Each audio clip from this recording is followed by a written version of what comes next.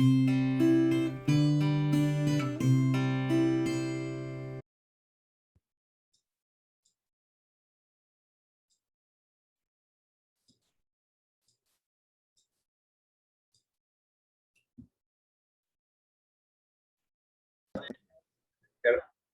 I knew that since it was Purdue, I mean, right? You were at Purdue too, right, Dr. Mears? Right? Yeah. I figured, well, that was. I don't know. I'm not sure when I was at Purdue, I ever I want there to be a giant watermelon sculpture on campus or something. To my knowledge, there's not. It's very sad. Something to work on in the future.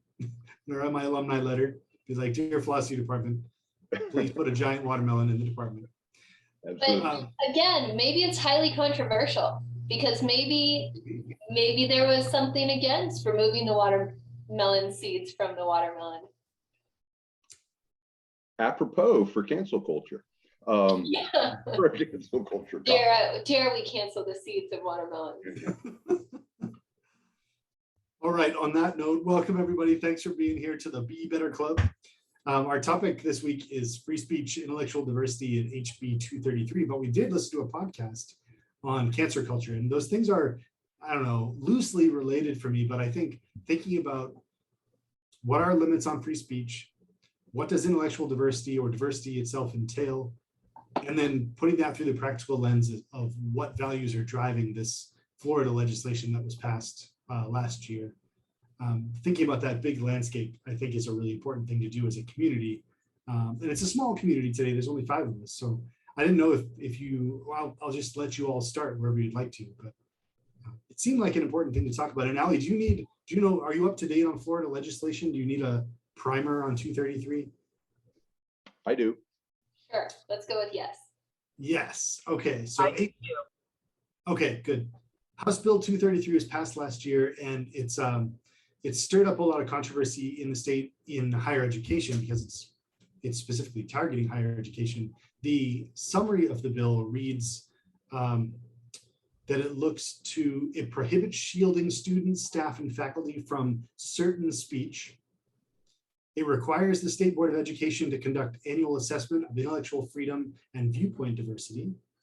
And it creates a cause of action for recording or publishing certain video or audio recordings. And so higher education institutions like UCF have watched this bill with interest because our Board of Governors is mandated by law now to put together a viewpoint survey and to make it known to students that they can record certain audio and video, which predominantly is faculty lecture portions of their classes. And then they can publish those under very specific circumstances, all laid out in the legislation. But the interesting thing to me is that first bit, right? It's the bill prohibits shielding students, faculty, and staff from certain speech. And the summary of the bill is vague, but the underlying rationale, I guess, or argument of the bill is that certain speech, namely some, I don't know what you want to call them, I guess, viewpoints aligned with conservative politics have been restricted or canceled, I might say, from higher education. And so higher education institutions, and we've all heard this conservative trope, that higher education institutions are liberal propaganda machines, and we're indoctrinating students with a certain set of values and not another set of values, and. So this bill is meant to, I guess, combat that. And it was it passed last year through the Florida House, and now the state and state organizations like the Board of Governors for the UFF university system in Florida are trying to figure out how to implement it in practicable ways. One of which will be a faculty survey. Some of it is language that we're required to share with students about their recording rights, I guess, for lectures. So that's the bill.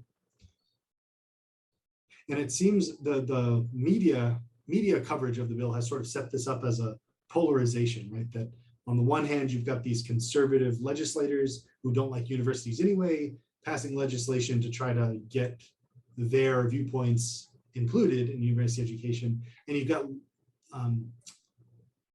the liberal side of the conversation saying this is just, you know, right-wing propaganda, and there's nothing inherently liberal about, nothing inherently politically liberal about university education, and blah, blah, blah. And so that's where we've landed. And it's been, I don't know if bothering is the right, I guess it has. It's been bothering me over the last year because it's hard to differentiate the political from the ethical for me, right? Those two things are so intertwined all the time that when we think about the values that guide decisions, they're always linked up to the political. And so part of the work we try to do in the Center for Ethics and in this club is to try to drill down to the values underlying these things. And some of that is going to be a conversation about free speech. Some of it's going to be a conversation about diversity and intellectual diversity and what counts.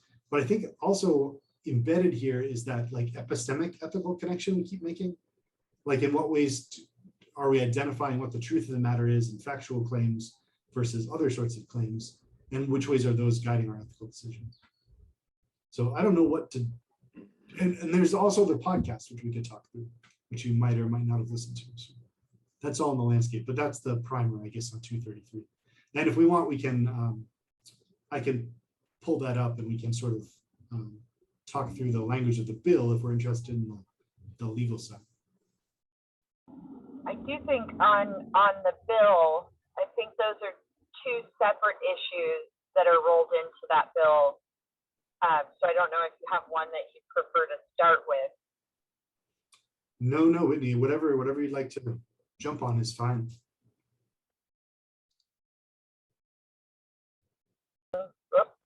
Helps if I unmute.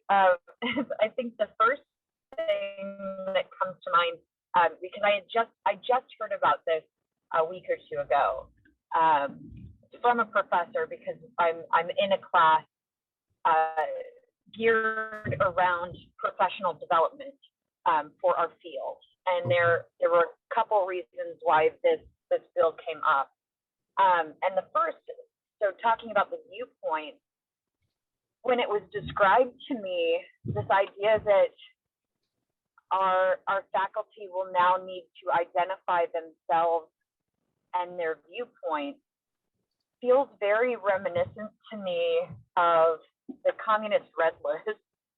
And I hate to throw it out very quickly, but that is very much how it feels. That you're now making it professors, of which make a point not to have political views that they share with students, to keep that discussion open and easy for students to be able to participate, but now you're making them publicly declare them, which I think, especially for my field in anthropology, that's what we build our career around, is being able to, regardless of our views, shut up about them, frankly.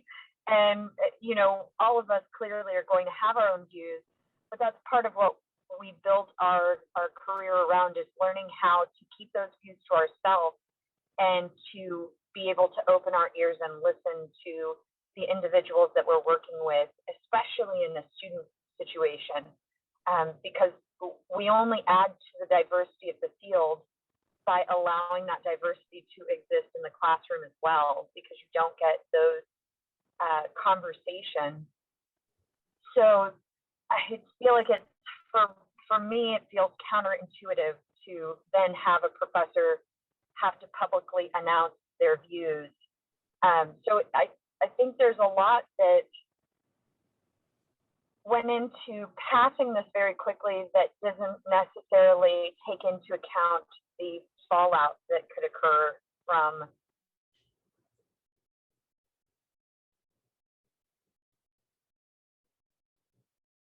Well, we might have missed the end of Whitney's. The fallout that might have occurred from, I think we can fill in the gaps, but I'm left hanging.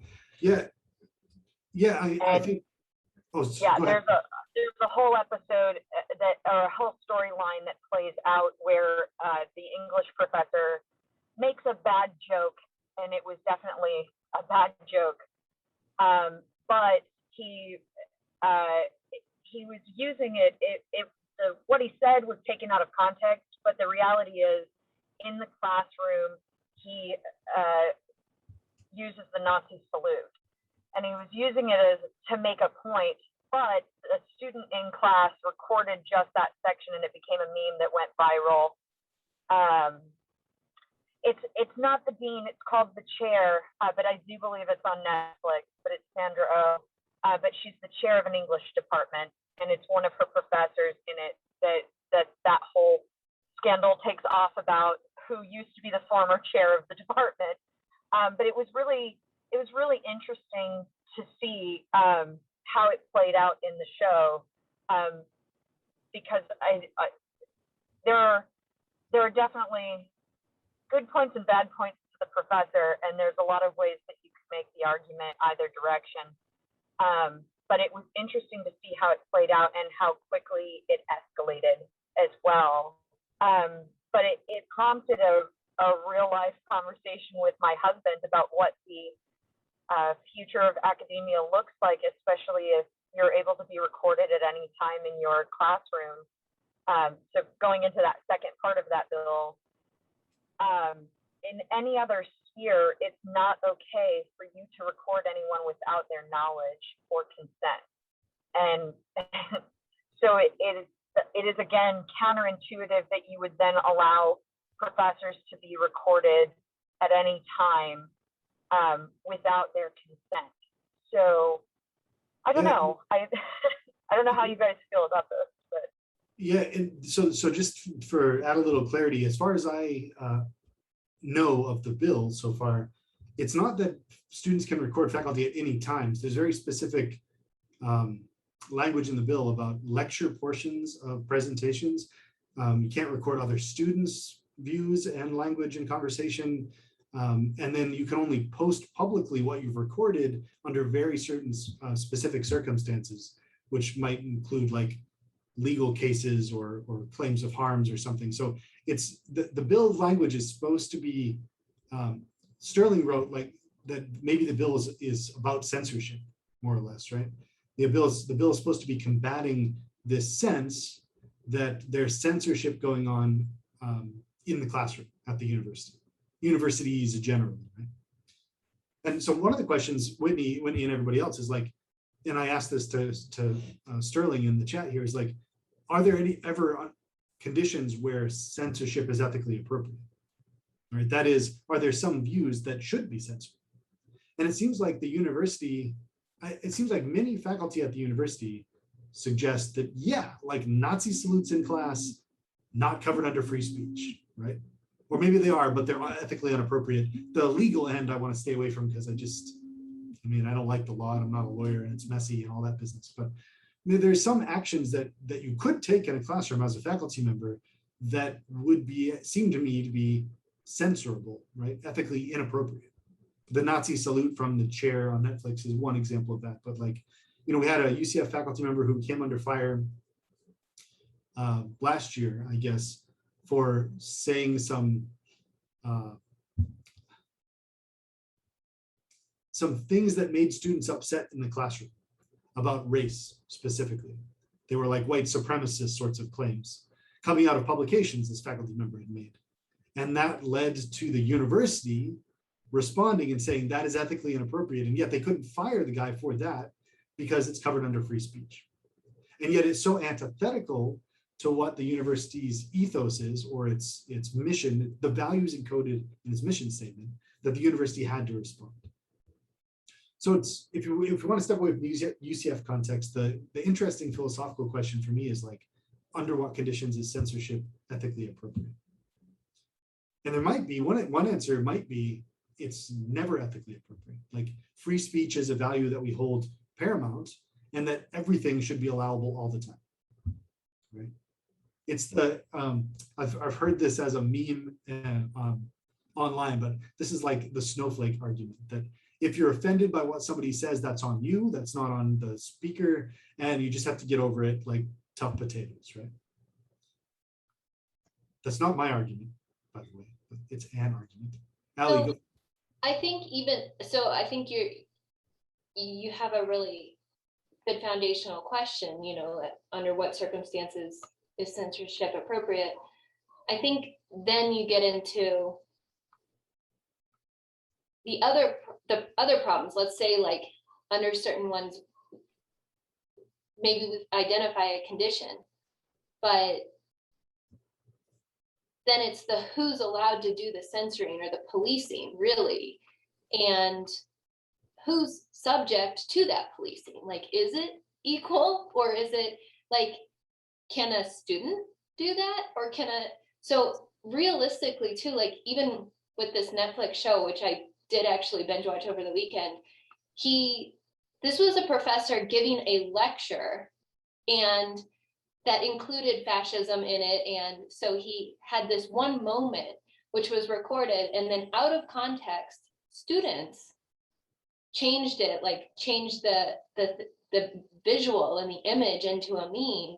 So it was completely misconstrued. So it technically wasn't him even promoting it as Nazi propaganda. It was the students that turned that into it.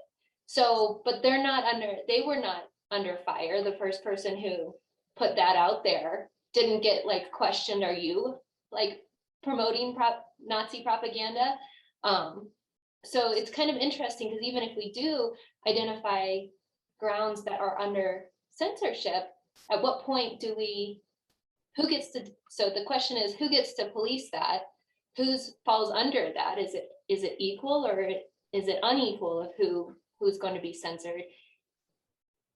And then kind of like what altitude, like what's the consequence altitude too? Like what's the consequence of policing it? Which I think in some ways this cancel culture podcast, I don't know who I'll listen to it. I found it like really uncomfortable. Like the whole conversation, I was really uncomfortable. And it was mostly because I was uncomfortable with the person having the conversation. I was just like, whoa, this is very aggressive. Like this is very aggressive. And I'm not even sure I can see your argument through the aggressiveness of this conversation. And then like she kind of petered out at the end into a kind of more reasonable, where she was basically saying like,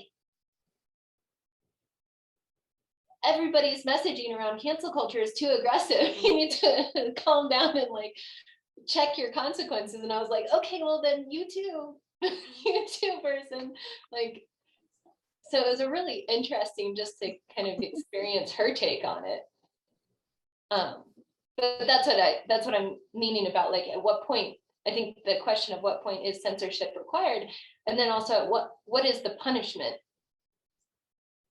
for it? Because I think that's where things like an ethics committee and an ethics board come into play, because then you have more than a single voice saying this is the right way, this is the wrong way, to be able to discuss those issues. And I think that's my problem with cancel culture in general, is it eliminates the conversation, because you are no longer allowing for there to be two viewpoints. You're assuming that one of them is automatically wrong because you don't like what they said. And whether you don't agree with them or not, I do think there's a place for that discourse to happen, especially on a university campus. That's why we're here, is to have those discourses. And we learn a lot from each other, especially when we don't agree. But there's a respectful way to have that conversation. And I think there is a level to which there is some need for, I don't want to say censorship, because I don't think censorship is the right word for it, the right term, because it needs to be an open discourse, not censorship. It needs to be a conversation that is had around those hard issues. But the conversation doesn't generally get had is the problem. And we wind up in situations like this because of that. So we actually had an issue in a class, and we're in a doctoral program. So there are certain assumptions made that you have gotten to a level of courteousness in how, and respectfulness in the way you have that discourse in a class, but that's not always true for all students. And we had a student who was using it in fairness, the article that was read, that was assigned, used the N-word in it because it was written in a certain time. And that was why we were reading the article.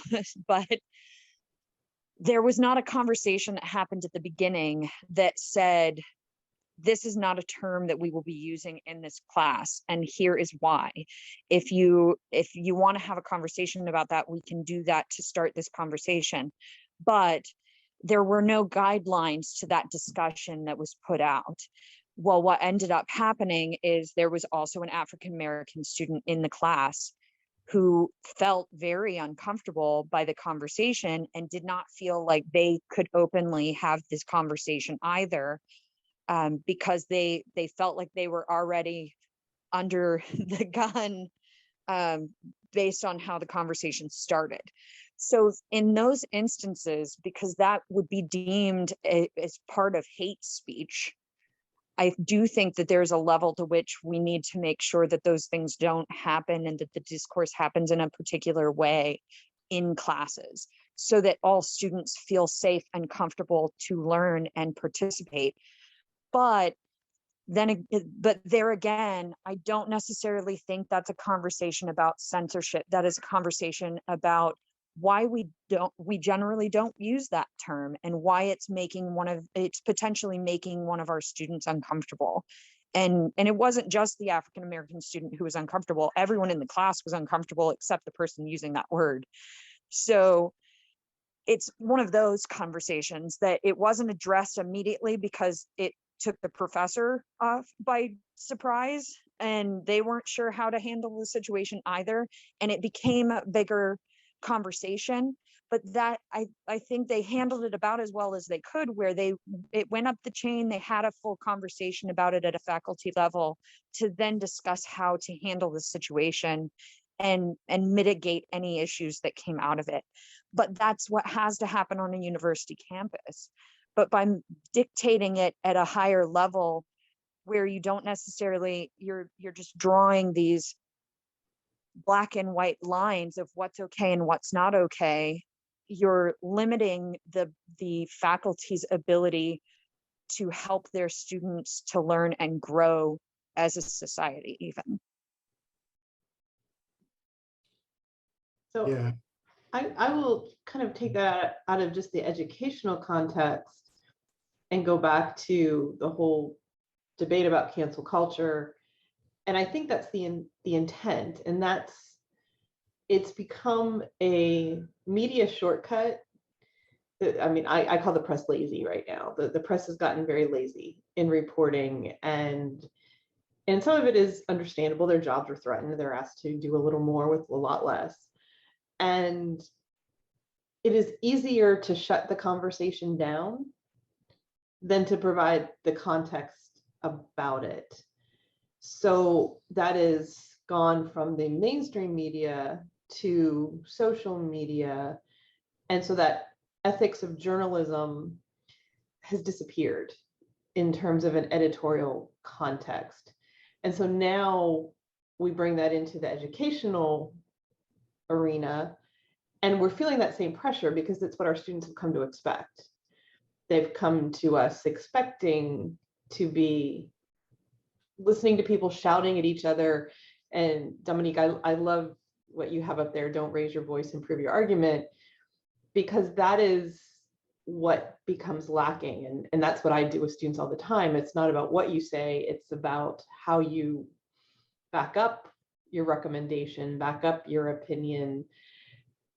But if we can't approach students and give them the right to debate the issue intelligently and with evidence out of fear of how our comments are going to be construed, it stifles the entire discussion. that makes sense. And Sterling posted etiquette rather than censorship. So I think we're all sort of thinking along the same lines, that maybe the language of censorship is about the subject matter, but the language of etiquette is about how you approach it. And this circles back around to we'll stick with the Netflix example, right? But if you know that we live in a world of meme culture, and digital shortcuts and easy digital recording, like, do you use a Nazi salute in class? I mean, this partly is just like, partly digital literacy, just understanding how the world works. If you want to make the point, whatever I haven't seen the episode, but whatever this faculty member wanted to do regarding fascism and a historical understanding of it, like, there are ways you can do that that take into account the context in which you're talking, the audience you've got. It's like the etiquette or literacy side, right? Not so much censorship. But again, remember the law is in place, and I don't think, I'll give you a couple of other examples here in a couple of minutes, but the law is in place not because legislators thought there was an etiquette question, it's that they thought there was a censorship question, that there were certain issues being shut down on university campuses that weren't allowed to be discussed. One example of this, two years ago now, I've lost track-ish, but Charlie Kirk, I think is his name, the guy, the kid, the young man in charge of Turning Point, the sort of conservative, ultra right-wing political organization, spoke at UCF's campus, and he spoke in the psychology building, and like the police cordoned off the building, and there was a big police presence, and there was only one way in and one way out of the building, and like it was a whole big thing. Kirk spoke to a group of folks, and that was the end of it. There was no, as far as I know, there was no like altercations or anything. But that's a very sort of fringe perspective on the right-hand side of the political spectrum anyway. And this happens all over campus, right? There used to be what they called free speech zones, but there are specific areas where preachers can preach and politicians can politicianize, whatever, on campus, but it's not like they can hire out a classroom building or do it in class, or with this specific times and requirements for specific times of speech. With the idea that what we're meant to do is what I think Whitney and Shelley are talking about, and that is, help our students as faculty members, help learners by sharing perspectives in a quote unquote neutral way. And yet, I mean, you've heard me talk in the past about the ways that ethics are embedded, values are embedded in all the decisions we make, the perspectives we take in lectures, the content we choose to cover versus not cover. And so I think there's this now pushback against which values are being embedded in these practices and which values are being left aside. And it's an ethics question, like which values take priority? Are there some values that are acceptable and some values that are not? How do we identify those? Do they change over time? Like these are the big $1 million ethics questions. Right?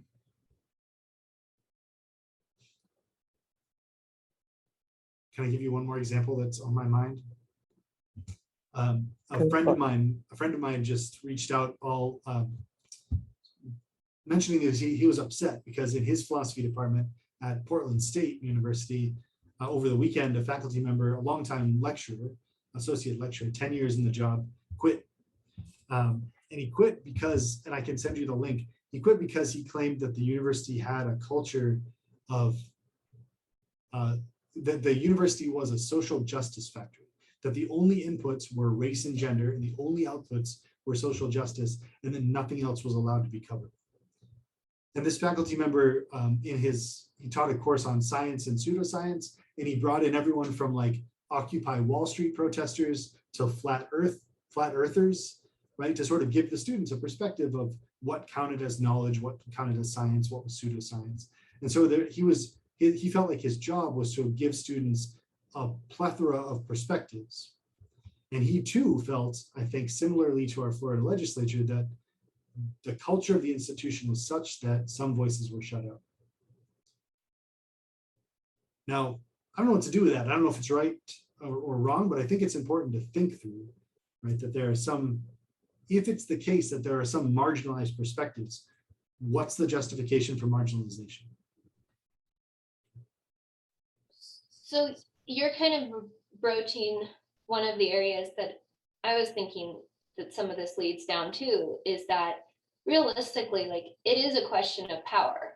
It's a question of power grasp and who's got it and who doesn't have it, and how can power be shifted, and is it ethical to do so? Like, what is the right, like, should we shift the power, should we not? And I think, I think that's why these things come up, because even just a legal system or is a means to either shifting or ensuring the power dynamic. And so in some ways,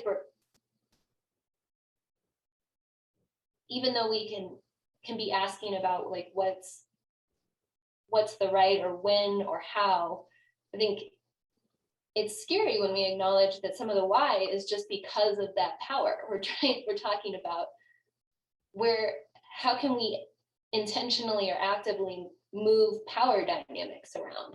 And I think in general, we have some values that would say, well, let's have equal power. Then there's other values that say, well, equal power doesn't really work. We should put the power in the right people's hands. So then you ask, well, who are the right people? I don't mean left or right, I mean like correct. And that's a whole slew of things. And then there's the restorative power of like, we've marginalized certain voices. So do we give them more power?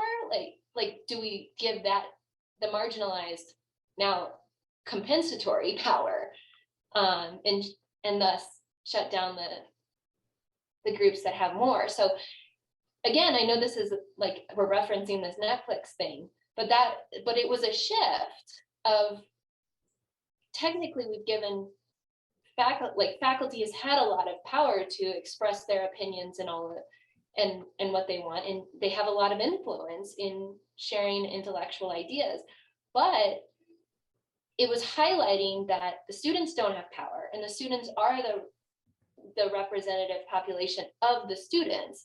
So it was really interesting to see just even the classroom makeups in this institution. It was a very I think it was intentionally meant to show like old white patriarchy with a very diverse student body, which I was like, wow, that is a really diverse student body in the English department of a Northeastern college or something of that nature. But in any case, I think it was trying to say that students are trying to take the power with this ability to do memes and control with enrollment what they want, and that's theoretically controlling funding and who's enrolling and how they're getting money to keep this institution alive.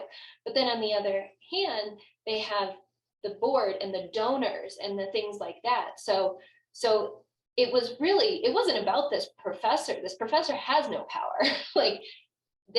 It was about the board, and the board had power, but the board was saying that the students had the power because they were making the financial decisions. And even in the podcast, one of the speakers had mentioned how cancel culture maybe used to be termed political correctness, and how the political correctness, her take was that because of political correctness, more of the right-winged alumni were less inclined to sponsor these liberal-leaning colleges with endowments and funding and stuff like that. So I think it's one thing for us to say, like, we have a marginalized voice, but we can't not acknowledge that there's power dynamics at play too that are controlling what we think is right and wrong, or maybe controlling what's feasible regardless of what we think is ethically correct. So, sorry, that was a lot to unpack. There's two things that brought up for me. So the first, I totally agree with you. I think a lot of it comes down to power dynamics. But for a bill that is meant to work towards eliminating censorship, it definitely sounds more like something that is working towards censorship of the other side, to me, at least. So I kind of take it as, because I don't see how either of the things that are included in that bill work against censorship actively. It more feels like a categorization in order to open up the ability to identify certain sides. And the other part of that is, I think some of that, Jonathan, you mentioned earlier, is it intentional? Are we intentionally censoring certain viewpoints in the classroom? And I don't think it necessarily is an intentional censorship. I think it, at least, coming from a science background, there are certain scientific viewpoints that are not discussed a lot in the classroom, or if they're discussed tangentially, or barely at all as a footnote, because the discipline has evolved past those viewpoints. So generally, I mean, it's a great idea to be able to give the students all of these different viewpoints, the flat earth, the evolution, all of these things, and be able to allow them to make those decisions for themselves. But the fact of the matter is, you only have 16 weeks in a semester, and there's a lot of information in any one of these subjects to cover. So many times, in order to get somewhere in the classroom, I think instructors focus on what is the primary focus of the discipline at that time. And that looks different from year to year, depending on where the discipline itself goes to, regardless of what area you're in. So I don't think it's an intentional censorship. I think it's a censorship out of trying to convey the most information that will adequately prepare them for entering a field. That doesn't mean that they don't have access to that information and aren't taught how to find that information if they want to see those other areas. So I to answer that section, I don't think it is intentional. That makes sense, Whitney. Yeah, and I'll comment on that. Sterling, you've got a comment or question too. Well, yeah, going off what Ms. Kerr said, I noticed she was mentioning the power in groups, and this keeps coming up, and I think we're talking about sometimes we're talking about censorship of groups, and that's kind of eliminating individual identity. You end up, seems like people are migrating into a group, and then the group, because an individual really rarely has power, a lot of power. And then I thought about, I believe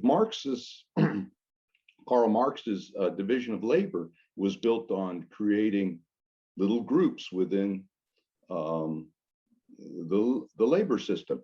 And I also see, when we're doing a cultural competency, we work towards equality and diversity, but I rarely hear any unity mentioned at all.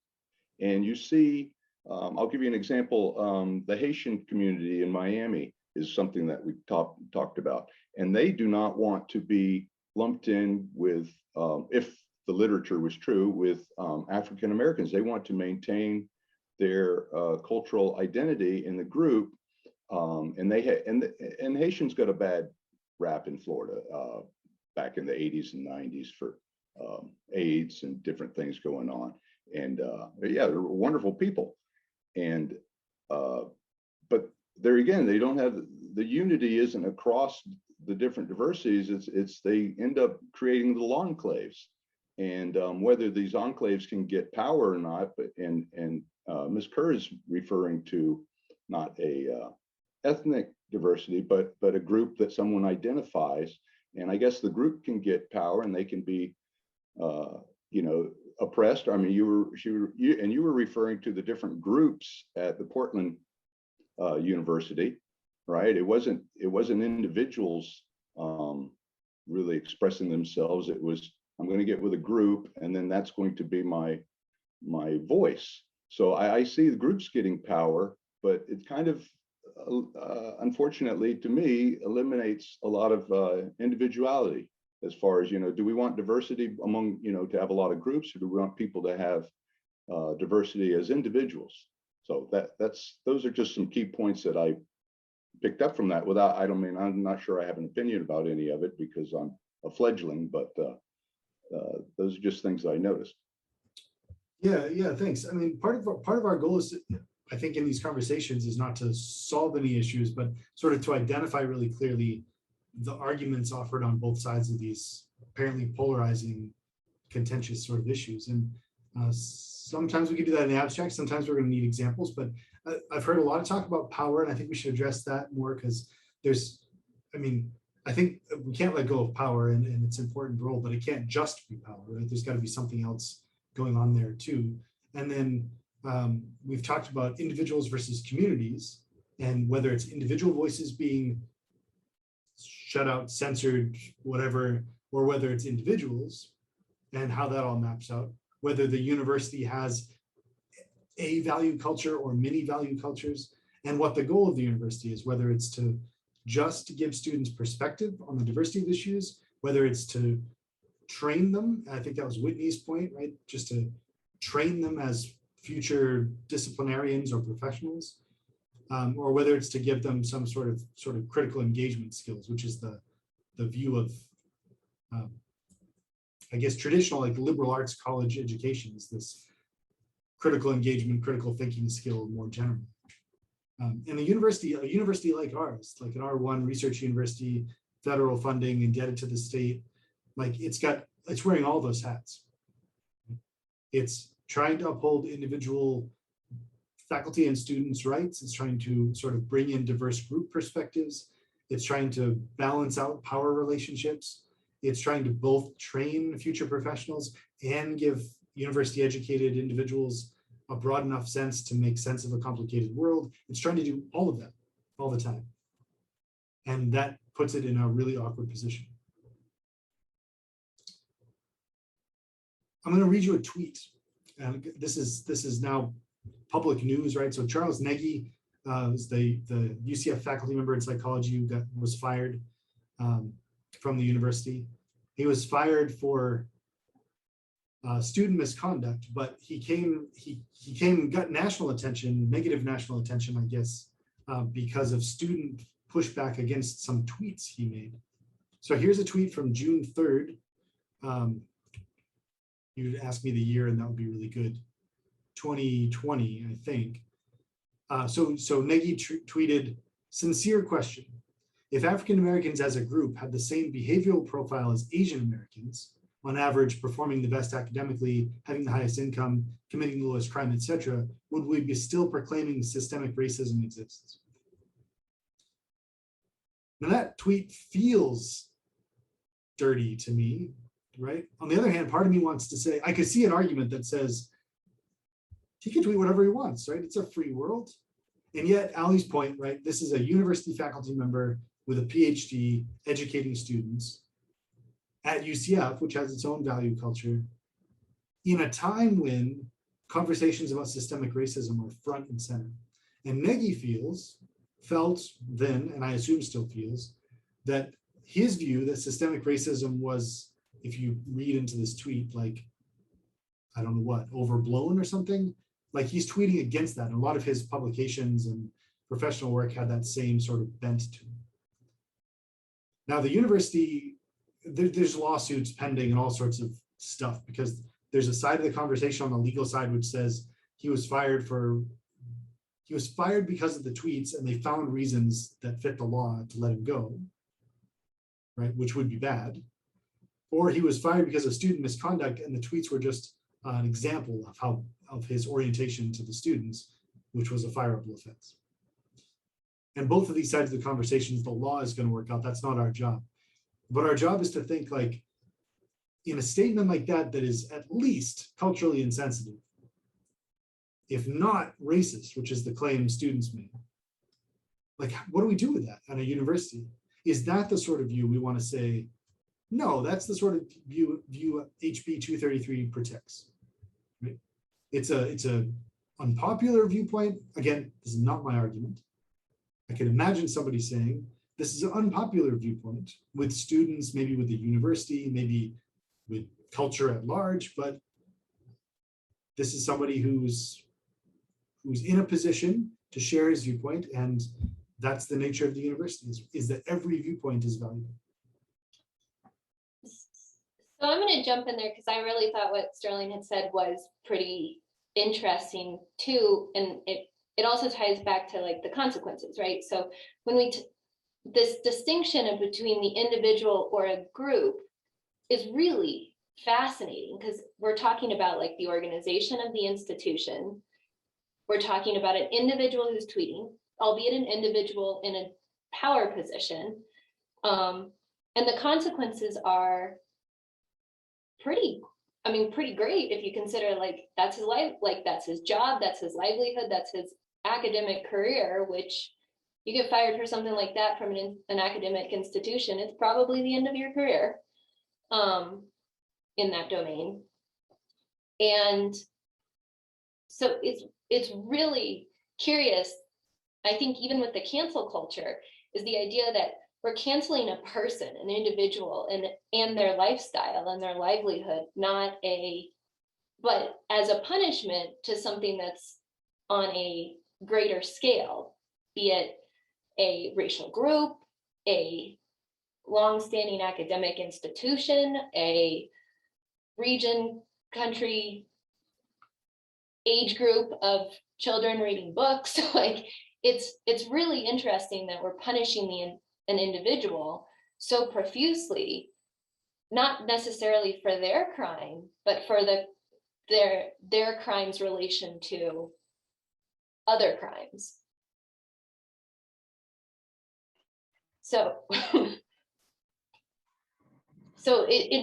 puts a lot of onus on all of us as individuals of how do we not step out of line on any given thing that would have dire consequences to us, which of course we don't want those dire consequences, but what if you didn't commit the crime which has the dire consequences? I apologize for this reference, but it keeps coming up in my mind in that when it comes to, anything sexual harassment related with children. And that was, I guess it was in the podcast, to be fair, they talked about children getting abducted and how they got a number wrong and did something like 15,000 children or 100, something huge. And it turned out to be 150 children. And they said 150,000 children get abducted every year. And so it came with the whole sexual predator disclosure. It came with a whole bunch of different long range changes to the system. It also came with like coaches can't give kids rides. You can't be alone with different children, and teachers can't be alone. Doors have to be opened. A lot of these things, and we can argue that the win is that, like she said in the podcast, the win is that 150 children are less likely to be abducted. The loss is that hundreds of thousands of children's lifestyles changed. And so that's confounding. I'm confounding abduction with sexual misconduct, and that's not intentional. So I apologize for the confounding of it, but it's the same idea of like, we are punishing, are we punishing an individual for a greater crime than the individual's crime? I'm not sure how I feel on the abduction and sexual misconduct side, but going back, that's just I feel like that's not a bigger issue. I don't know. I don't know. I read something in there. Let's backtrack from that. A lot more, I was just thinking a lot about of other things in it. Yeah. As we modify our behavior, like it's easy to say if you're a professor, don't tweet, or if you're a professor, watch your tweets. But at the same time, right? Like, how much are we going to watch, and what's the consequences of a really misinformed tweet? Racist. It probably, like, even if it is flat out intentionally racist, the consequence. What level are you stepping on individual rights at that point? Yeah, like at what point do you not want to teach class? Like exactly period, ever, or touch on a topic? watching the show The Chair, that's exactly how it made me feel at the end. I, I'm going through this professional development class thinking, oh my God, have I made the right decision to go into academia? Because I could lose my job at any turn just for a simple misstep in words. But I think there's a level, I do agree with you. I think there's a level to which our punishment does not necessarily fit the crime, because in in an attempt, I get why we're there, because I feel like everything is a pendulum, and it swung so far the opposite direction for so long that now we have swung in the direction of gearing towards the students' demands to try and accommodate that. But I agree. For me, if I were the person making the decision, I don't know that I would have fired that professor, especially if they had a decent track record. I think a suspension would have been definitely necessary, but also sensitivity training. And we have systems on campus, especially at UCF. There are the Inclusion Champion program is one that comes to mind, that some of it is potentially, I don't want to use the word ignorance, but I feel like it's the most appropriate. I think to a certain extent, some of it is just potentially ignorance, even on the part of the professor, that you make a strong assumption in that tweet that there is not systemic racism that affects the Asian population of our students, because you are working off of the idea that they all perform better. And a lot of those are, even if the numbers back that up, there's a lot of uh, inaccurate social stereotypes that are involved in those numbers, that also make it really hard for some Asian student population to thrive in a college setting as well, because they don't perform at what those numbers say. So there's, And note I that think there's that's what systemic racism is about, right? Like it's the generalizations. exactly. So you're making an assumption in that tweet that there's a difference between those two populations, that in the effects of systemic racism on them, but that leaves a lot to be desired in the conversation. So I think to a certain extent, there needs to be that level that professors are still people that are but I think there's this idea, or there's been this idea for so long, especially if they're tenured professors, that they're infallible, and what their word is goes. And there's a strong push to say that's not the case now. But it possibly is pushing past the point of acceptability, and finding that middle ground where we can both protect our professors, but also leave leeway for criticism of them, is where I find myself in everything these days, even politics and any of these situations and conversations, feeling like there's just no middle ground anymore, that everything goes to one extreme or the other, and finding that middle ground where we can cohabitate regardless of opinion, I think is what we need to be working towards. And there's a level to which I would say, yes, what he said is unacceptable. And for me, what I don't know how it falls into student misconduct, but I haven't read the rule book on it, so I don't know how it falls there clearly. But it definitely doesn't agree with the values of UCF, I think, is the part that kind of sticks for me, because UCF values itself as a diverse community. All of the literature says that our student body population represents 90 or more countries at any given time. And so we pride ourselves here as being very diverse and open, and reaching out to students of different backgrounds, and providing a space where they have access to education that they might not have in other places. So there are a lot of ways I think his tweet works against that. and us striving to be that type of university. But I don't know that I would go so far as to say all professors who have that opinion and it doesn't agree with the university should be let go, because you're then censoring that viewpoint in itself, and that is kind of works against what our goals are. But going back to something you said earlier about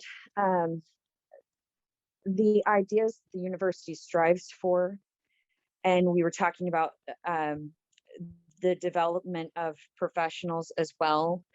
And honestly, that's something that we come back to a lot in anthropology right now, because especially at the academic level, a lot of times our universities have been built around these big, vast ideas, and building these students who can talk about things and have these open dialogues. But a lot of times, because we focus so much on that, we've lost the focus of the fact that people go to get a degree to get a job, period.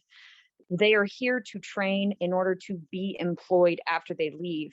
And if we're not training them to be employed in their profession, in their discipline, then we have already failed, regardless of how well they can have that conversation. Because if they can't get a job after they leave here, why have they spent the money to be here in the first place? Yeah, no, Wendy, though, that's even a contentious position for what a university is supposed to do, right? If we just wanted to train somebody to be a professional to get a job later, like, they should go to trade schools. This is an ongoing national conversation. The other perspective of what a university is supposed to do is exactly what I was trying to describe, and that is, build somebody who can take a critical stance towards their profession and engage with it at this higher level, right? It's not necessarily that people should be going to universities to get jobs. That's a narrative that's prevalent right now. But the purpose of universities historically has been to train them to critically engage the world around them. And well, and depending on the discipline, the ability to critically think and engage that discipline is the job. At least it is for my job.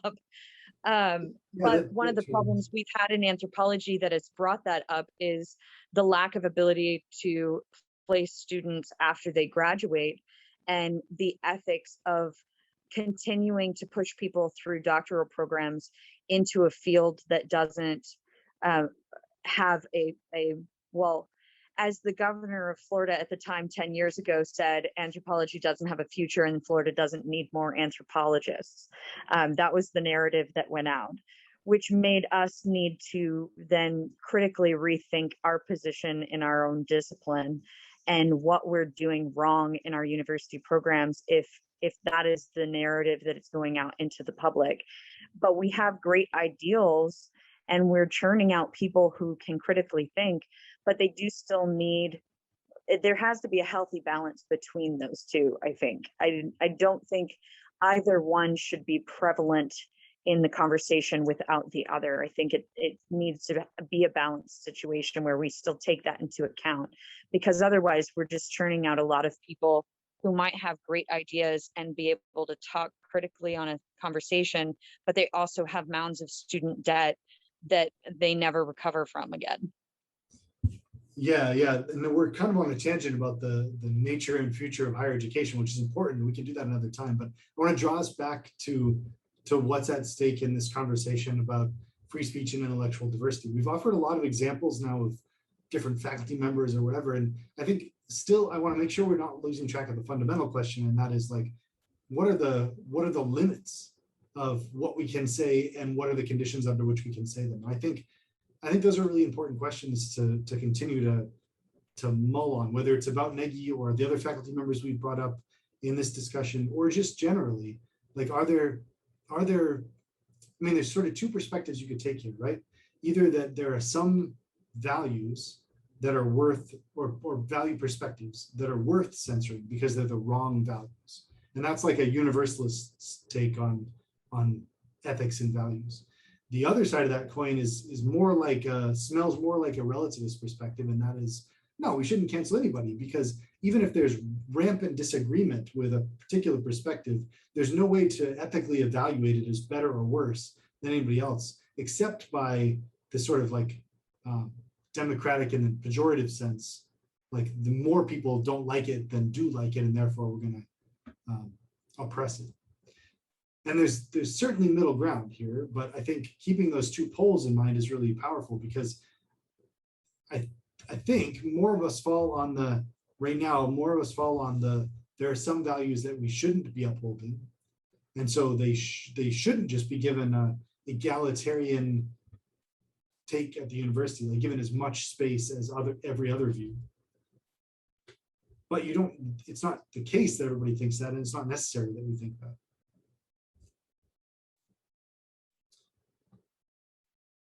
Lakeland, go. Yeah, you've been quiet.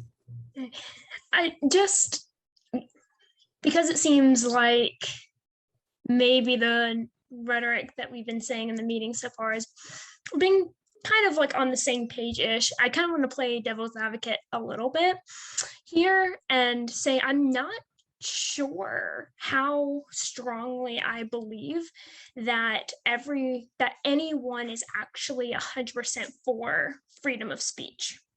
Right? Because like the moment that we tell a child, oh, like if you don't have anything nice to say, don't say anything at all. Or the moment that we say, oh, you have to say this thing, you can't say this thing or whatever. We are enacting the very thing that we're kind of speaking out against in these arguably more serious and weightier and more consequential matters. But I think that we censor all the time. We just don't call it that, which, led me at the very beginning of this whole conversation to question, and Sterling got to it a little bit,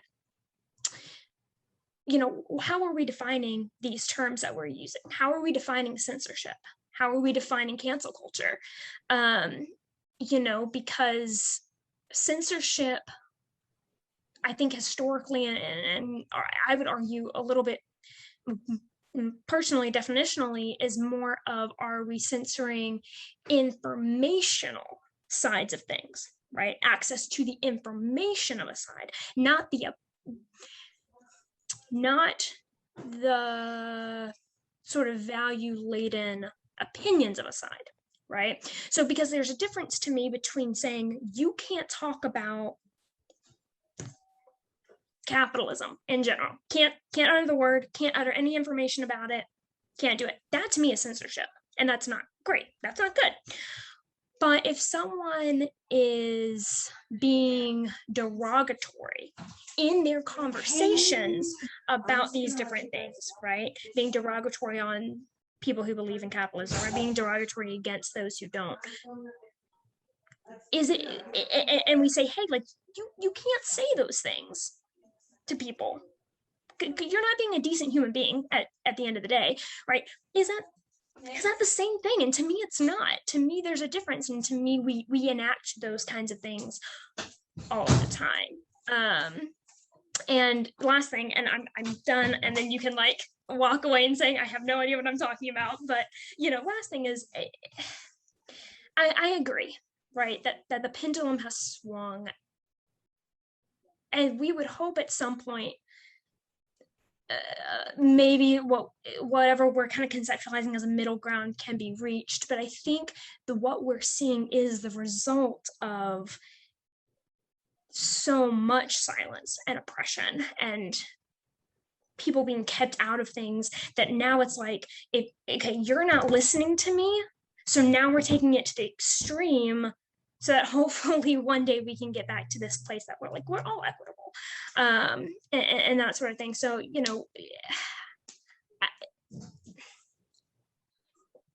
I don't think right now we can just say, let's all like be civil about things, or like be coexisting, because in that space, when we go back to that power dynamic, in that space, it's not equitable right now, and the power is not in favor of coexisting with opinions and with cultural viewpoints and things like that. So I don't know, that's just to like throw out into the ether some differing perspectives, since that's kind of the theme of the night. But yeah, thanks for humoring me in all of my kind of arguments. I'll second Sterling's thumbs up. I think that was really well said, Lincoln. I think, I think it's, I think you're right on about like the difference between censoring information and evaluating perspectives. I think that's a really important distinction to make. I keep thinking about like flat earthers who come up in these conversations all the time. There are some perspectives that are exacerbated by the ways we have access to information. These might be like algorithmic driven feedback loops on social media, for instance, right? If you start thinking and posting about flat earth, Facebook is going to suggest friends for you who share that perspective and suggest posts that align with that orientation. And all of a sudden you're in this feedback loop where that becomes what you think the right is, not the moral right, but the epistemic, the correct, right? The correct view of the world. And I think that is another piece of this conversation that we haven't really fleshed out. And that is like the nature of truth. We don't all have equal access to it. And in fact, it's not even about equal access. It's like what's equally given to us at a particular moment in a particular community. And that's supposed to be something, and that's, again, this is like the literacy game we keep playing in this club and around ethics generally, like developing the skills to figure out how to evaluate perspectives is a really important piece of the puzzle. How do you know what information is right information and not? Is it the ivermectin club fiasco that's gone on now, and flat earthers, and all of that is a result of like information feedback loops. And it aligns with moral claims. I mean, there's some underlying moral or maybe even political orientations to all of that stuff too.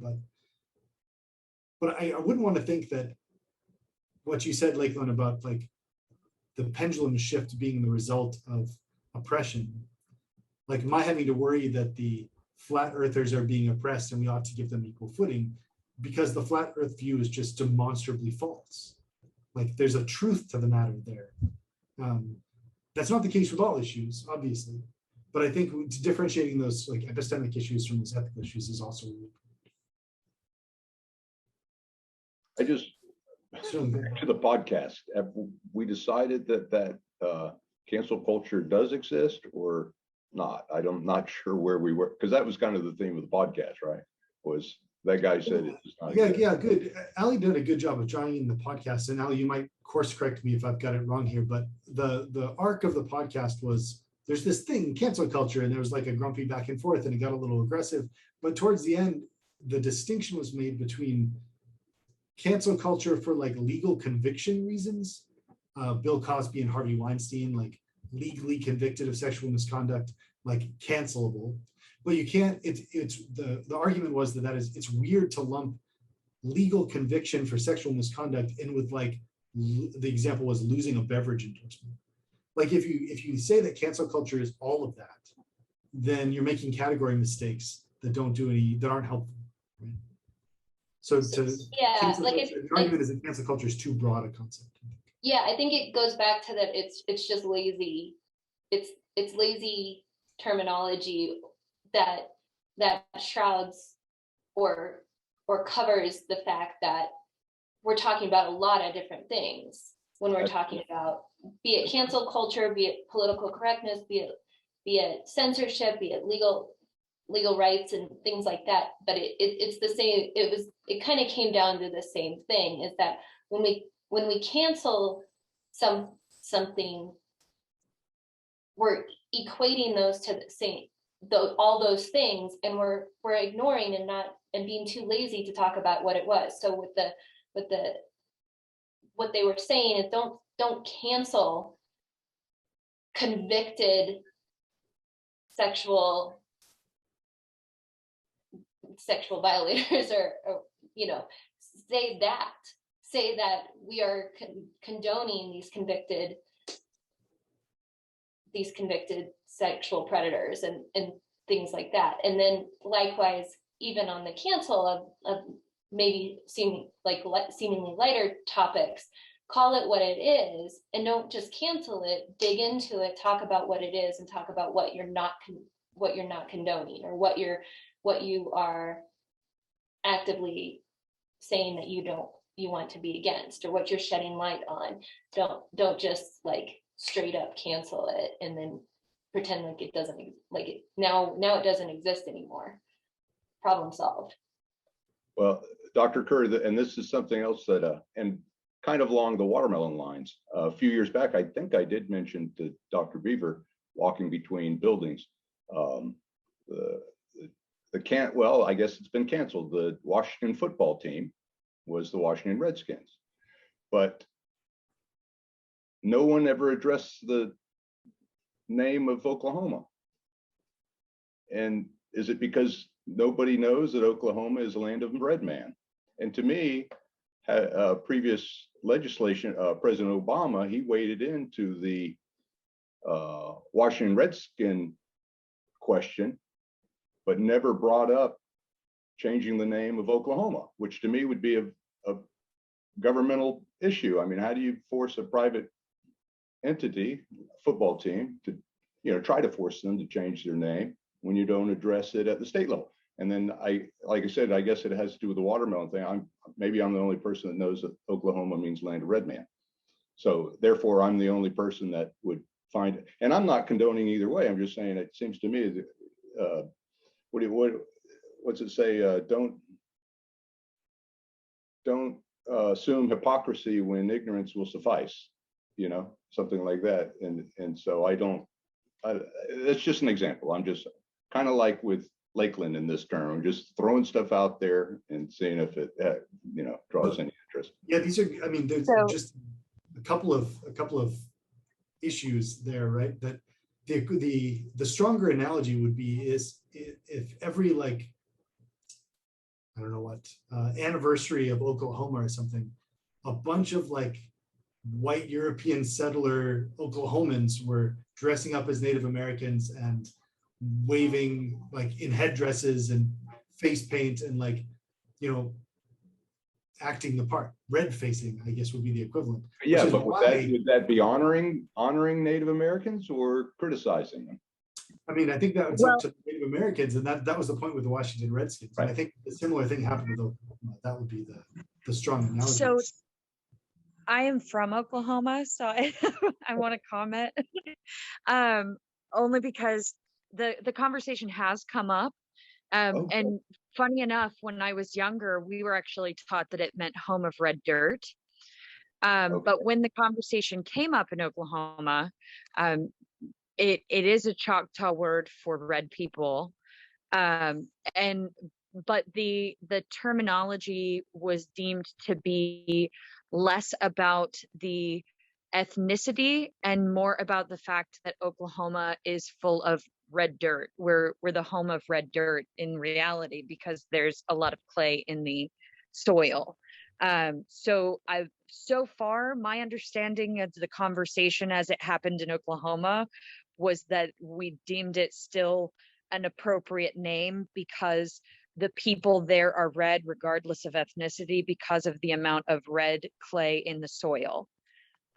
So that's how the conversation went down on the ground. I don't know that it's still appropriate, but I think there's still a lot of connotations there, especially since it was territory where all of the Native American peoples were pushed to.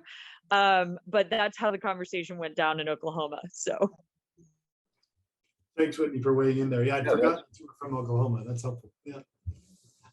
We're at our limits for time, but I wanted to just thank you again and remind you that these meetings are just a chance for us all to talk through what I think are important value-laden issues. We're not solving any problems, and I'm really grateful for the respectful conversations that go on.